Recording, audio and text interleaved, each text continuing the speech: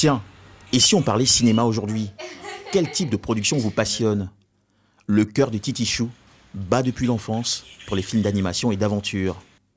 Adolescente, elle découvre les films d'horreur et en raffole jusqu'à Destination Finale 5, une fiction trop choc qui la pousse à décrocher. Les vrais passionnés des films d'horreur diront « Oh, c'est que ça !» Non mais, je sais pas, mais Destination Finale m'a fait... Waouh, c'était trop pour moi. Il fallait que j'arrête de regarder les films d'horreur parce que ça commençait à me fatiguer la tête. Aujourd'hui diplômée en économie-comptabilité, maquilleuse professionnelle depuis 2015, elle s'est intéressée, début de cette année, au make-up tragique. Est-ce qu'il y a un élément, une circonstance qui a déclenché cette passion pour une couleur, le make-up? Oui. À la base, les filles sur Instagram. Les filles sur Instagram, elles te font rêver, tout et tout, mais c'est magnifique. En même temps, c'est de l'art, hein. Le maquillage, les costumes, tout. Et c'est plus ça maintenant, quand je regarde les films, c'est plus ça que je vois en fait. C'est plus le côté amusant, le côté d'horreur. Mais c'est comment les gars, ils ont fait pour faire ça. Pour elle, une façon de poursuivre sa thérapie de la peur, des films d'horreur. Il y a 6 mois, elle postait une photo de ses travaux sur les réseaux sociaux.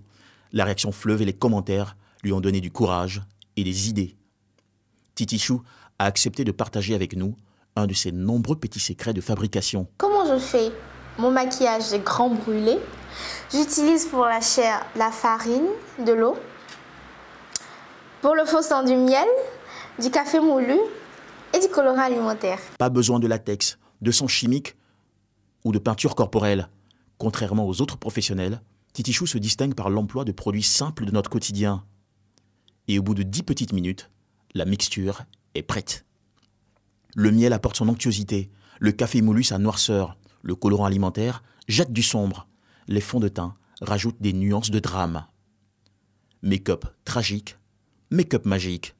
Une question d'art et de technique qui ont valu à cette jeune maquilleuse beaucoup de clients à la dernière fête d'Halloween et déjà des sollicitations pour des projets cinématographiques.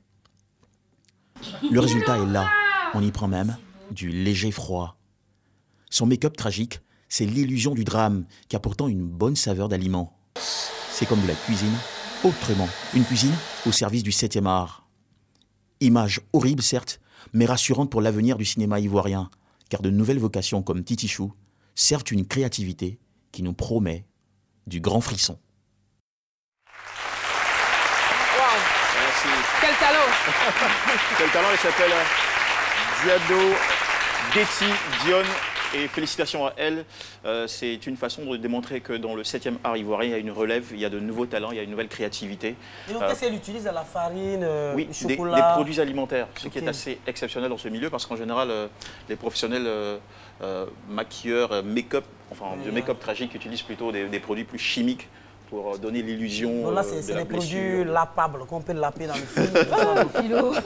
Donc, dans les films d'horreur, on peut laper la blessure au lieu de que ce soit le produit chimique. C'est Bon, dégueu, Philo. c'est S'il pas te plaît, donné. il est midi là. Arrête, arrête.